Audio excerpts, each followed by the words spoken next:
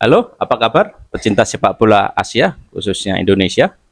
Di konten kali ini, saya akan membahas tentang kegagalan timnas Indonesia yang gagal di Piala AFF 2024. Sebelum saya lanjut di konten saya, jangan lupa share, like, dan subscribe agar channel saya semakin berkembang. Ya, di video kali ini saya akan membahas bagaimana Indonesia kok bisa gagal, bagaimana. Ya, ini sebuah pembelajaran bagi pemain muda kita. Sebenarnya kita tidak jelek-jelek sekali, tidak yang mengecewakan. Dengan pemain yang usianya masih muda, kita tidak terlalu kalah yang banyak, hanya mengalami kekalahan yang sedikit.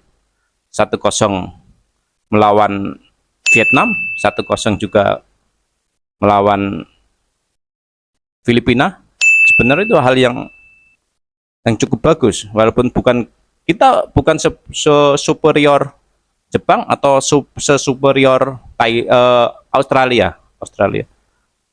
Seperti itu adalah sebuah uh, permanen atau hal yang sudah menjadi visi dari federasi. Kita lihat saja atau kita contoh saja timnas Jepang yang saat Piala Asia U23, timnas Jepang mengirim pemain yang notabene pemain muda dari liga universitas yang ada di Jepang, karena itu udah keputusan federasi Jepang yang harus mengirim. Mereka sudah merancang atau memedoman atau mengkurikulum bagaimana, apa yang harus dikirim, apa yang harus dijalankan. Ini Australia pun juga semacam itu.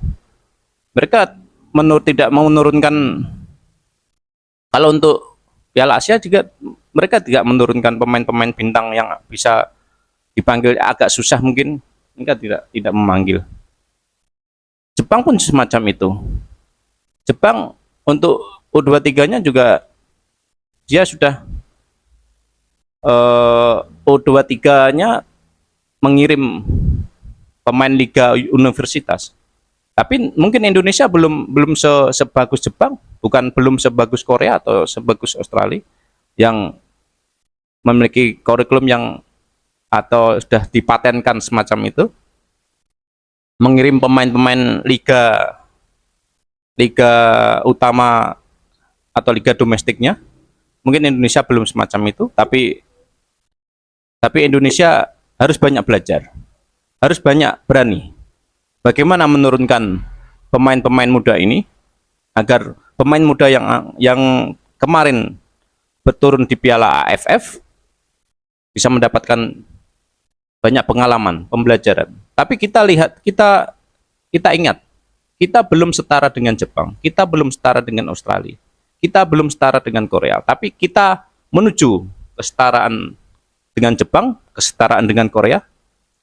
Bila Indonesia sudah memiliki kesetaraan dengan yang levelnya sudah sama dengan Jepang, mungkin kita bisa, pemain muda yang kita kirim ke AFF bisa mungkin menang atas pemain-pemain senior yang sudah memiliki pengalaman di Piala AFF, seperti pemain-pemain senior yang ada di Vietnam, pemain-pemain senior yang ada di Thailand. Mungkin kita bisa minimal imbang atau bahkan bisa menang.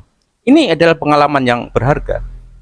Pengalaman yang berharga ini harus dipatenkan. Kalau untuk AFF selanjutnya kita terus mengirimkan pemain muda yang agar pemain muda ini mendapatkan banyak jam terbang.